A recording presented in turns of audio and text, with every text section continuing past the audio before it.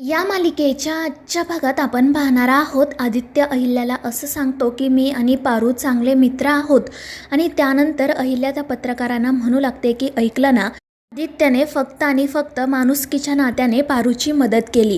तुम्ही उगाच त्याला वेगळा कोणताही अँगल देण्याचा प्रयत्न करू नका.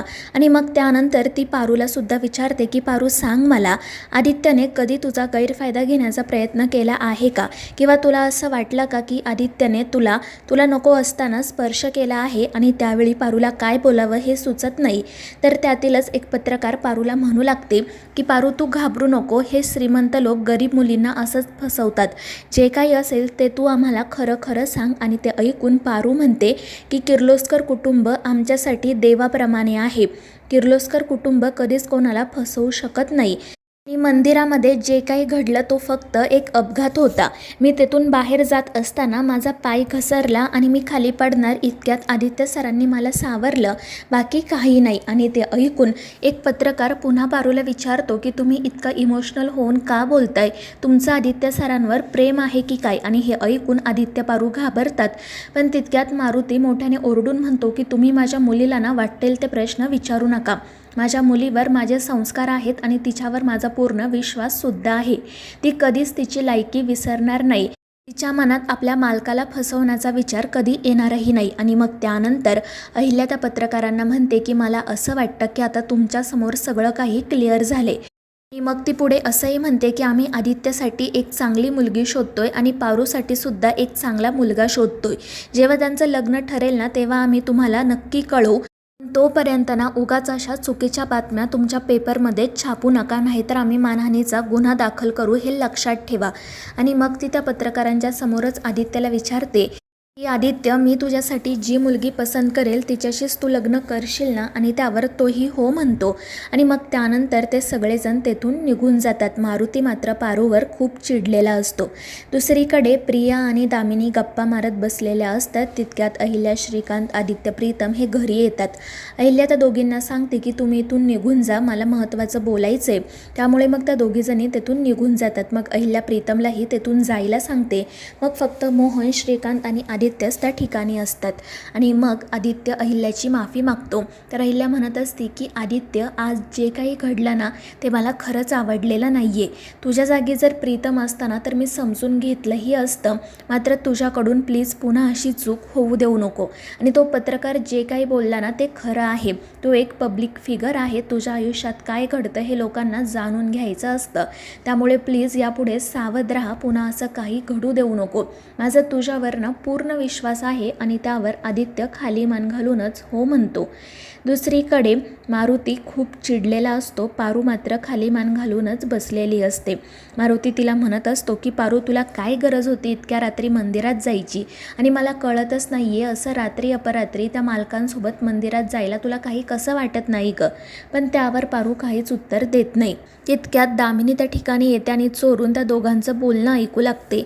मारुती पारूला म्हणत असतो की पारू, आता ना मी तुला शेवटचं विचारतोय, मला खरं खरं सांगायचं, तुझ्यामध्ये आणि आदित्य सरांमध्ये फक्त मैत्री आहे की त्यापेक्षा जास्त काही? आणि ते ऐकून पारू घाबरते. तर मारुती सरळ तिचा हात त्याच्या डोक्यावर ठेवतो आणि तिला म्हणतो की माझी शपथ घेऊन सांग आणि खरं खरं सांग, नाहीतर मग तू माझं मेलेलं तोंड बघशील. आणि हे ऐकून पारू घाबरते आणि पटकन तिचा हात बाजूला घेते. आणि मग ती नाटक करत मारुतीला म्हणू लागते की बा, तुझा माझ्यावर विश्वास नाही आहे का? मी कधीच चुकीचं काही करणार नाही, तू प्लीज माझ्यावर विश्वास ठेव. मला सतत अशा शब्द घ्यायला लावू नको. आणि जर तुझा नसेल ना विश्वास तर तू एकदाचं मला मारून टाक. आणि ते ऐकून मारुती रडू लागतो. तो म्हणत असतो की अगं पारू, असं नको ना गं बोलू, मला खरंच तुझी काळजी वाटते. कारण कसं आहे ना, उद्या कोणी असं म्हणायला नको की बापाला सगळं माहिती होतं पण तरीही त्याने मालकाला फसवलं. आणि ते ऐकून पारूला काय बोलावं ते सुचत नाही. तर दामिनीला खात्री पटते की नक्कीच आदित्यची आणि पारूची लव्ह स्टोरी सुरू झाली आहे, त्यामुळे ती खुश होते. दुसरीकडे मोहन पत्रकारांना सांगत असतो की यापुढे किर्लोस्करांबद्दलची कोणतीही माहिती पेपरमध्ये छापताना किर्लोस्करांची परवानगी घ्यावी लागेल, नाहीतर मानहानीचा गुन्हा दाखल करण्यात येईल. तितक्यात दामिनी त्या ठिकाणी येते. ती आदित्य आणि पारूच्या त्या फोटोबद्दलच बोलत असते.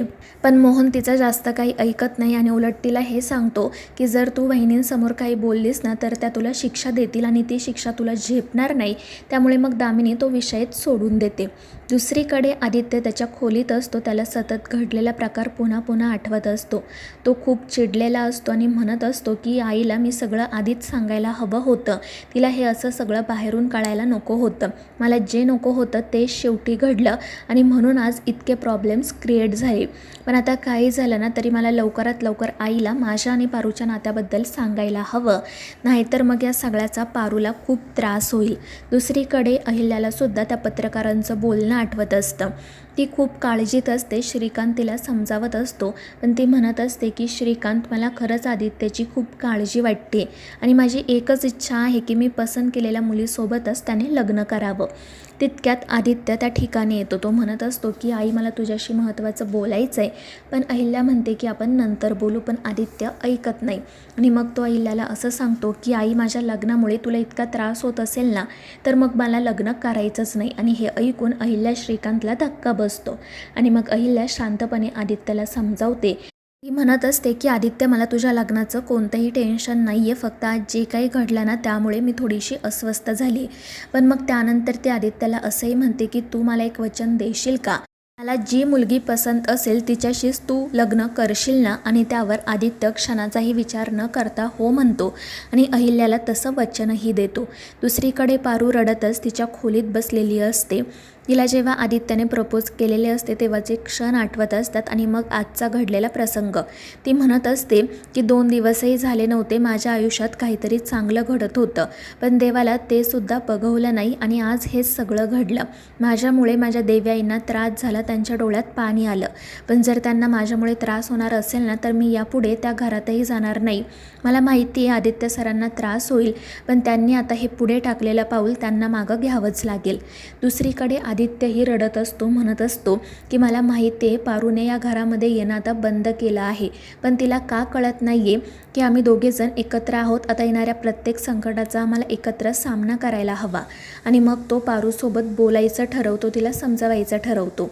दुसरीकडे मारुती पारूला सांगतो की अहिल्यादेवींना खूप ताप आला आहे, त्यामुळे पारू घाबरते आणि मग ती मारुतीला म्हणते की मी पटकन देव्याईंसाठी काढा बनवते.